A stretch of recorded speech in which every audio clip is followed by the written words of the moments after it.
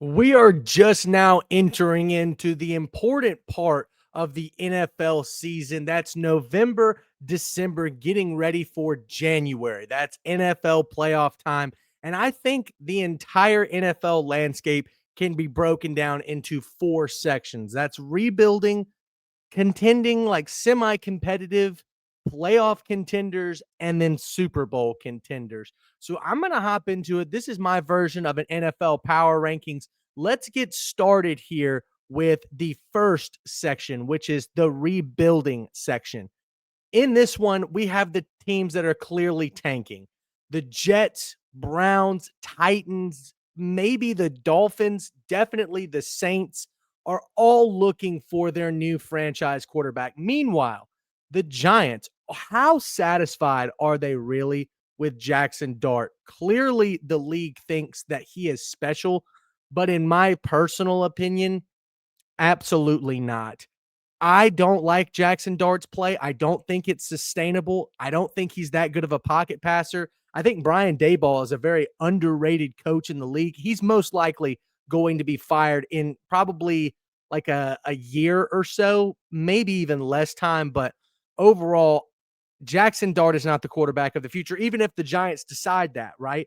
Then moving on, talking about the Cardinals. Will they actually move off of Kyler Murray? Will the Dolphins move off of Tua? And then I do think the Raiders might keep Geno Smith for another year on the roster. But in terms of like ideologically speaking, they're moving on from Geno Smith after this season. I don't think it was a good combination.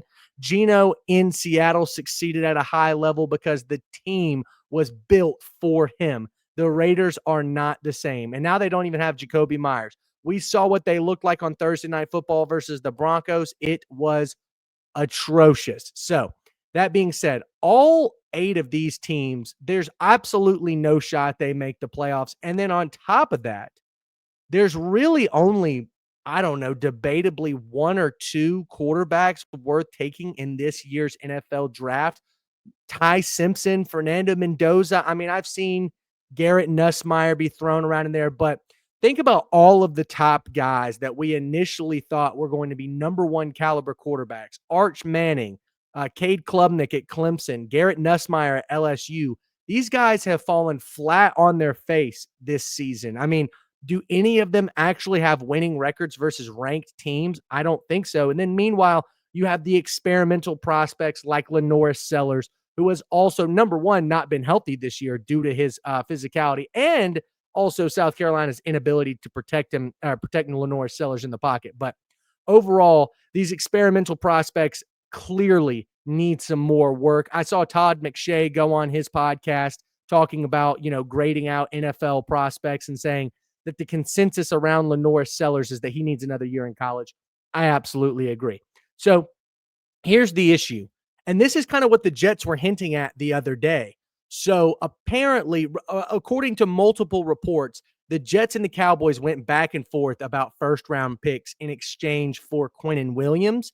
And they preferred that they get the Cowboys 2027 first round pick because that's the target year that they're looking for a franchise quarterback. I think the 2027 class is far and away better than the 2026 class. So thinking about Lenoris Sellers, is he going to go back to college? A lot of people are saying that he will. So that means he's not available till 2027. But looking at some of these other ultra talented guys, Jeremiah Smith is going to be in the 2027 class. Oh goodness, I can't think of another one off the top of my head. There's a lot of other good wide receivers. Ryan Williams will be available in the 2027 class. I'm blanking off the top of my head, but regardless, the quarterback class is a consensus better one in 2027 rather than this upcoming year's class. I just don't think that these teams are going to find their franchise quarterbacks. This is kind of like last year's class, in my opinion. Shador Sanders was rumored to be a first round guy, gets picked in the 5th round. So that's the caliber of quarterback that we're kind of looking at right now. Now, I could get into a podcast video, a month or 2 from now and change my mind and say, oh, wow, actually, there are so many top tier caliber quarterbacks coming into this year's draft class. We need to see more, is basically what I'm trying to say. I have not seen a lot of top tier NFL style play. Like I said, Ty Simpson, Fernando Mendoza, those are the only two. So these are the rebuilding teams. That's all I have to say about them.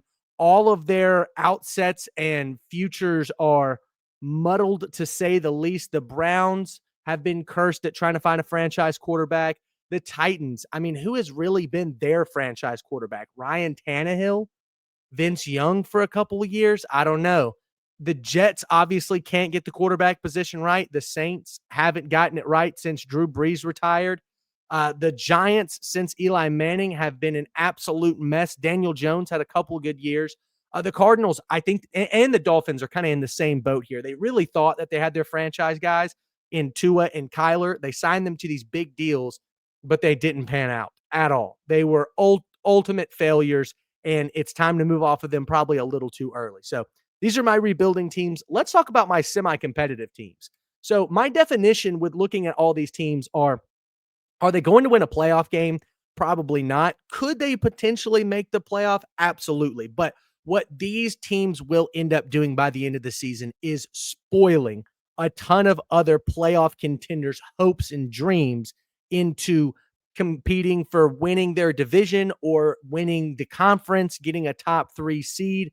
That being said, the Jaguars are a team that can make the playoffs. The Panthers are really a team that can make the playoffs. But I'm looking mainly here at the Vikings, Falcons, Bengals, Commanders, Cowboys, and Texans.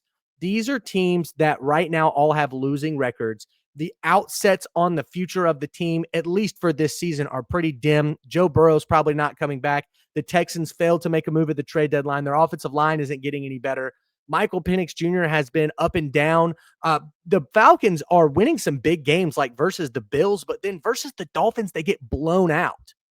Makes zero sense to me. But overall, I think they're kind of in the same boat as the Vikings. Got a young quarterback who's not ready to live up to the hype in JJ McCarthy. Even though they go out and get a big win versus the Lions this past Sunday, I am fully confident that the next time they play a below 500 team, they could 100% get blown out. And then with the Commanders, you're dealing with an injury to Jaden Daniels. And then for the Panthers and Jags, once again, these are teams that I believe can make the playoffs, but their quarterbacks, are they good enough to actually beat other playoff caliber teams? And in my opinion, the answer to that is no. So semi-competitive teams, if I had to rank them right now, I'd probably rank the Bengals last, the Texans next, even though their defense is elite. Vikings after that, Commanders before the Vikings. Then we move on to the Falcons, Cowboys next, and then Panthers, and then Jags. So Jags are at the top of this list. Bengals here at the bottom. Both of these teams, in my opinion, actually, they played each other earlier this year, and the Bengals won without Joe Burrow for some of that game. So I'm not really sure how to define this muddled mess. Once again, could the Jags go out and beat Kansas City? They did. Could the Bengals go out and be competitive versus the Bears? 100%. But at the same time, could you see the Bengals losing to the Jets?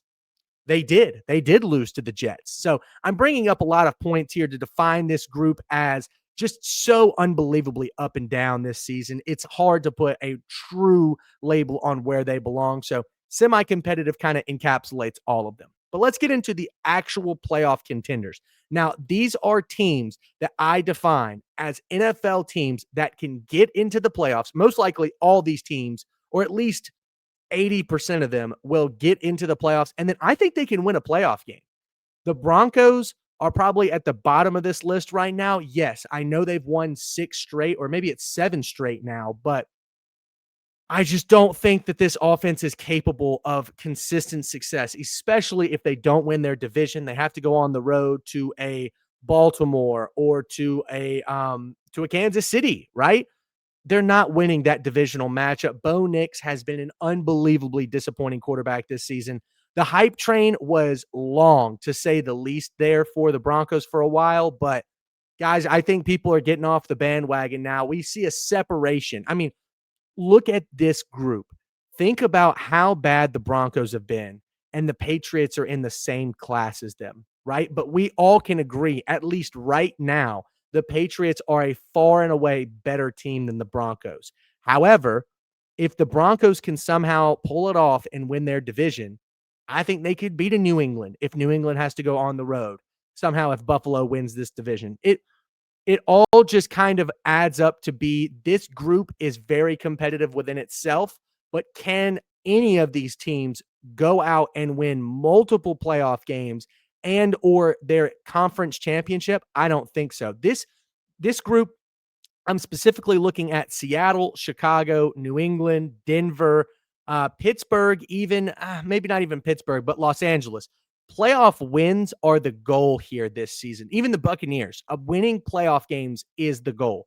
Going to the Super Bowl, that's a far stretch. I know every single team at the beginning of the season, they're like, oh, we got to win the Super Bowl. But let's be honest here. I mean, are we really expecting the Los Angeles Chargers, who have yet to win a playoff game with Justin Herbert, I believe, go from no playoff wins to all the way to the Super Bowl? No. I mean, the Bears, right? I mean, they're one of the hottest teams in the league right now. Do we really expect the Chicago Bears, who haven't been to an NFC championship game since 2004, to go from 0 to 100 to get to the NFC championship, beat a Philadelphia or a Detroit, and go to the Super Bowl, right?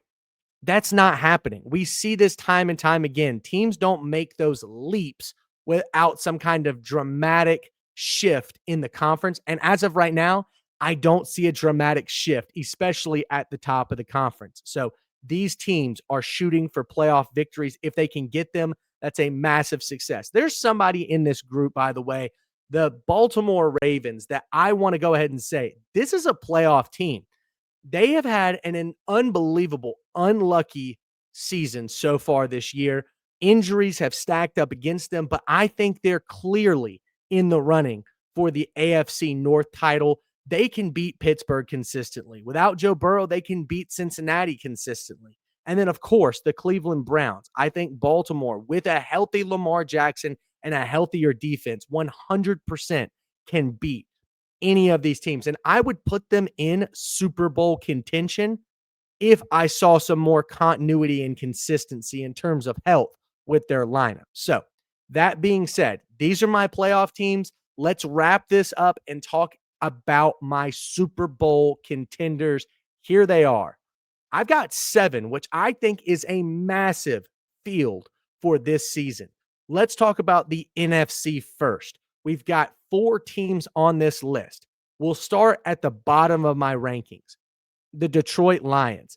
And I probably would have had them as the second best NFC team up until last week when they lost to Minnesota. The blueprint is out on how to slow down this Detroit offense, put pressure on Jared Goff. The Commanders did it last year. The Vikings, with the mad scientist defensive coordinator and Brian Flores, did it again last week versus Jared Goff. I think he ended up having 11 quarterback hits and 5 sacks, and he was rattled the entire game. That's how you beat Detroit. The Rams did it as well a couple of years ago, or maybe that was versus the Vikings. No, that was the Vikings. Excuse me. That's Sam Darnold, but I digress. The Lions here must establish the run and make it such an important part of the game that it's undeniable that you have to play against the run. You cannot blitz on this team, but as of right now, you absolutely can. And that's the problem. David Montgomery has seen a reduced role this season. I'd like to see him get more active. I know Jahmyr Gibbs has been generational so far this season, but David Montgomery's role on this team is way bigger than I think that they're playing into right now. Maybe they're trying to keep him healthy for later in the season, but the Lions right now, with all of their defensive injuries as well, especially in the secondary over this season, I cannot consider them as a bigger Super Bowl contender than last in the NFC. Continuing, my number 3 team right now in the NFC is the Green Bay Packers. And I probably would have had this team number 1, especially after the Micah Parsons trade, but something is just up with this Packers team. They go and they tie against the Cowboys, a team that they're clearly better than. They go and they lose to a Carolina Panthers team that they're clearly better than. The same thing happens with the Cleveland Browns. But they do go on the road, and Jordan Love throws for 300 yards and like 3 touchdowns against the Steelers. Make that make sense. I just think this Packers team has got to play more games with the current lineup. Wide receiver has been a position of constant injury for the Packers over the last 3 seasons under Jordan Love. Defense has been very inconsistent. Now they're dominant, right? But when I say inconsistent, I'm talking one game, the opponent's run game goes through the roof. The next game, somebody's starting to look like prime Tom Brady. I need Micah Parsons to be a very consistent part of this pass rush.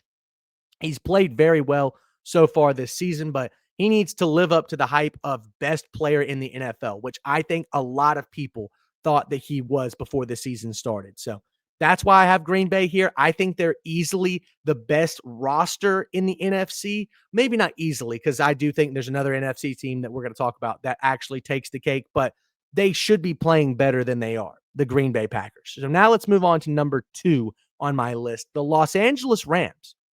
What happened to Matthew Stafford's back problems, man? I mean, this guy is having one of his best seasons of his career. There's a lot of people that were rumoring this could be it for Matthew Stafford. If he keeps playing like this, hell, he could play for another 5 years. I mean, MVP caliber play here from Matthew Stafford.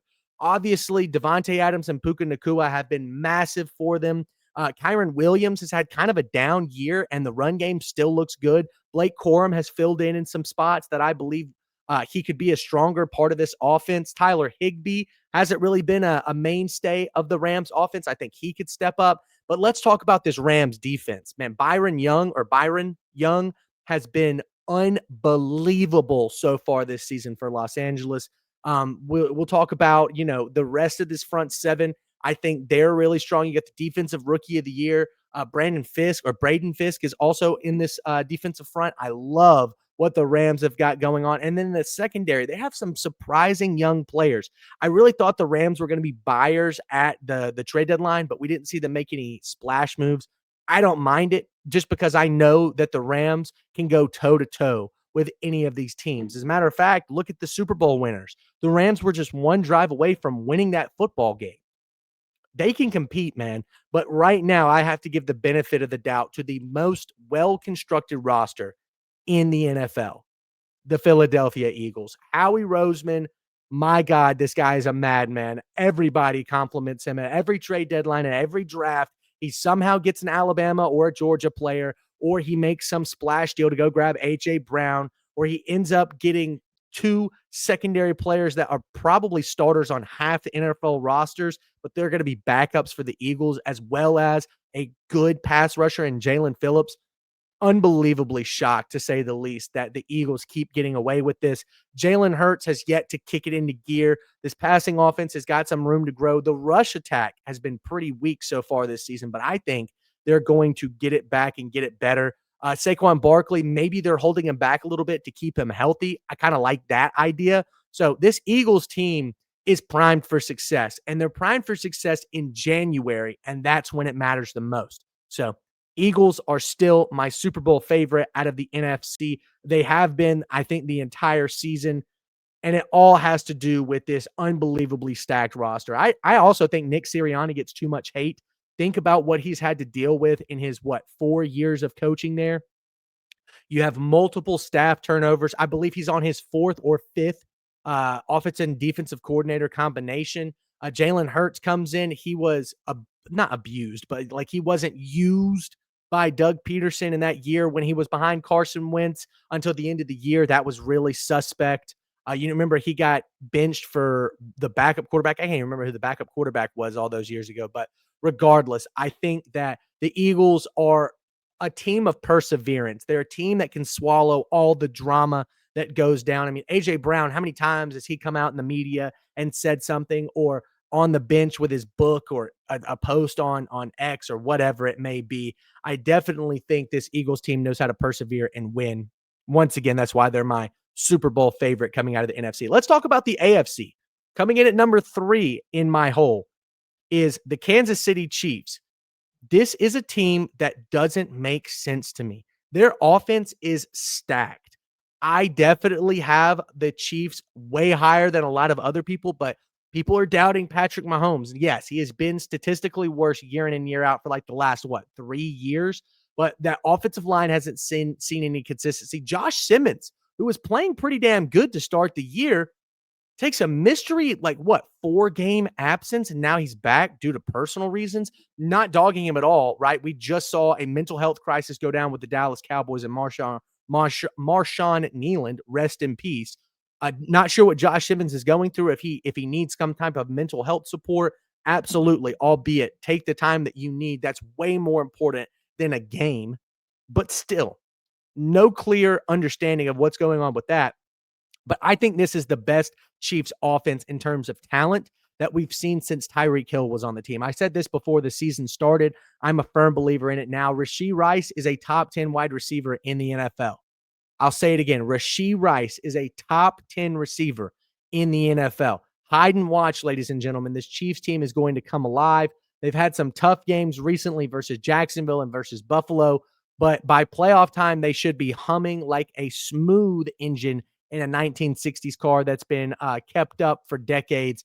I think the Chiefs are absolutely in the Super Bowl mix. There's no way you can count them out. After going to 3 straight Super Bowls, you don't think they can go to a fourth? That being said, let's talk about my number 2 team here, the Indianapolis Colts. Now, I was so down on the Colts this upcoming or before this season started in the offseason. I thought the Colts were going to be atrocious. I thought Shane Steichen was getting fired. Obviously, Jim Irsay passes away. Rest in peace to him as well. But I thought that this front office was going to get shaken up. Chris Ballard, the GM for the Colts, has been unbelievable putting together this roster. This is the best roster in the AFC. The question all comes down to, can Daniel Jones get the job done? Maybe not even can Daniel Jones get the job done, but can the Colts keep the game so, I guess, uncompetitive that Daniel Jones doesn't have to step up in a big spot? Jalen Hurts didn't really have to do that in the Super Bowl versus the Chiefs. But I mean, now Jalen Hurts went on a generational playoff run last year, but Daniel Jones, all he has to do is just play game manager. And I think he can do that and at a fairly high level, as we've seen so far this season. What concerns me is they're 2-2 versus 500 teams. They've had some pretty dire losses against the Steelers, so many turnovers in that game. And then versus the Rams, they just let that 88-yard bomb from Matthew Stafford go through. I don't know if I'm really that confident about the Colts. Now, their weakest position group has been cornerback, and Sauce Gardner just gets traded to the team. Charvarius Ward has been injured. He's coming back from injury, so that should be one of their strengths now. So I don't really know a weak position group for this Indianapolis Colts team. Tyler Warren has been playing out of his mind. Jonathan Taylor, outside of last week versus the Steelers, has been playing at an MVP level. Shane Steichen is a genius, as it seems right now. The Colts are tied, or they're in second place now because I'm recording this right after Thursday Night Football. If they win this Sunday, they'll have the best record in the NFL. I'm a big fan of what they've got going on, but Daniel Jones is the hiccup that I have on this team. And then number 1, my Super Bowl favorite out of the AFC is the Buffalo Bills. A lot of people did see this coming with Josh Allen. I believe the Bills were either the favorite or the second favorite going into the season. Josh Allen, when he plays at an MVP level, he's the best quarterback on the field in the NFL. I think he's better than Patrick Mahomes, as of right now, at least, speaking statistically and speaking eye test wise, right? The athleticism is still off the charts. The ability to run the football is still at a high level. James Cook has been playing. Oh my gosh, talk about worthy of a contract extension. James Cook is that guy, putting the team on his back multiple games this season. He's had, I think, 4 or 5 100-yard rushing games.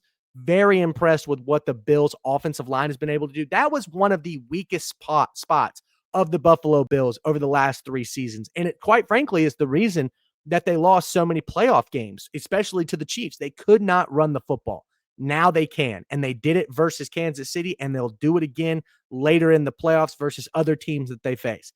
I like where Buffalo sits. I think Sean McDermott, the defense has been a little bit suspect this year, but you give Sean McDermott a defensive-minded coach time, and he'll get the job done. So if I had to rank all of these teams together, this is how I would rank them. Detroit, number 7. Kansas City, number 6. Indianapolis, number 5. Green Bay, number 4. Los Angeles, number 2. Los Angeles, number 3. Buffalo, number 2. And the Eagles, number 1. I think we're looking at a Bills-Eagles Super Bowl. It could end up being any one of these seven combinations. Could we see a Chiefs Rams Super Bowl? Absolutely. And my God, would that be incredible? Talk about a shootout. Stafford versus Mahomes. That would be so fun to watch. I would love to see a Lions Colts Super Bowl. That would be super interesting. But I definitely think that the Eagles and Bills are primed to take the leap, get to the conference championship game. All they have to do is probably win a home game. I don't know. Maybe the Bills don't win their division, but as of right now, I'm going to rely on their experience in the playoffs to get over the hump quicker than the New England Patriots. Now, next year is another topic of conversation, but this season, the Bills have the upper hand. Even though they lost to the Patriots this year, I'm still putting the benefit of the doubt on Josh Allen. So, my Super Bowl contenders, my playoff teams, my semi competitive teams, and my rebuilding teams. That's going to do it for my NFL power rankings. Thank you guys all so much for tuning in, and I will see you next time. Make sure you like, subscribe, comment, share this video, do anything you possibly can to support this channel, guys. I really would appreciate it. It means the world to me when you watch these videos and like them. And I'm not talking about pressing the like button. I'm talking about for pure enjoyment. So that being said, thank you guys all so much for watching. We will see you next time.